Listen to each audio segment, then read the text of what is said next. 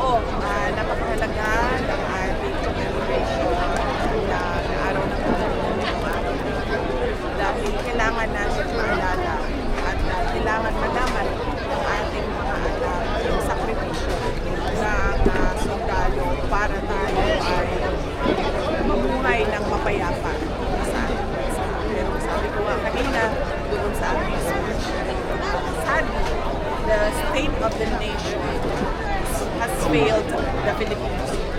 Nakikita nyo, there is an absence of an independent foreign policy framework para sa ating bansa. Hindi mo na alam kaninong interest talaga ang inoprotektahan ng ating mga kasundaluhan. Pangalawa, yung dahan-dahan na pagbalik ng insurgensiya.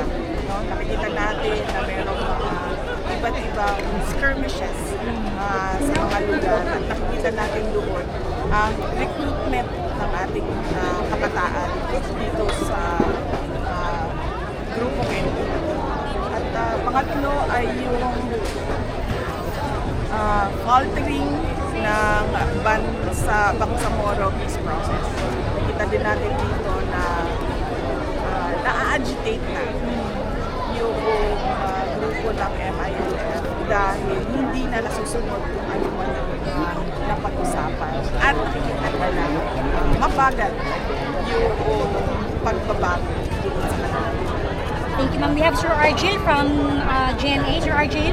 Ma'am, good morning po. Ma'am, napapatuloy po na crisis ngayon, lalo na sa enerhiya at sa langis, ma'am. Ano po ba yung dapat na hakbang na gagawin pa ng pamahalaan upang maibsan itong nararamdaman na kahirapan ng ating mga kababayan po?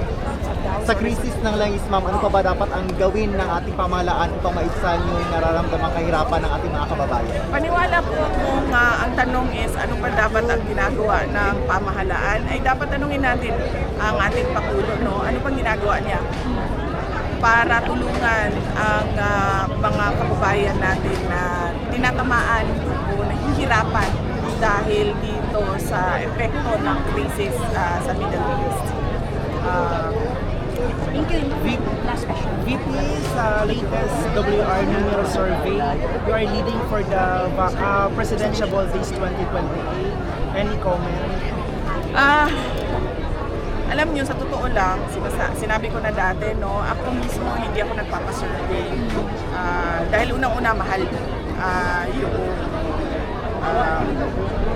pagpapasurvey. At pangalawa, itong mga survey na ito, hindi natin alam kung totoo ba talaga yung kanyang data, kung ano yung nakikita dyan sa iba't ibang komunidad natin sa buong bansa. Pero, sabi ko nga, lagi, nagpapasalamat ako at kami sa tanggapan ng pangalawang Pangulo sa patuloy na suporta at pagtitiwala ng ating mga kababayan sa aming kakayahan para magbigay ng makatotohanan na serbisyo. Thank you. Yun lang. Libreng sakay. Ay, ma'am, libreng sakay. Libreng sakay daw po, ma'am, mapapatuloy pa po ba daw amidst the oil crisis nga to ang nasinati karon, ma'am?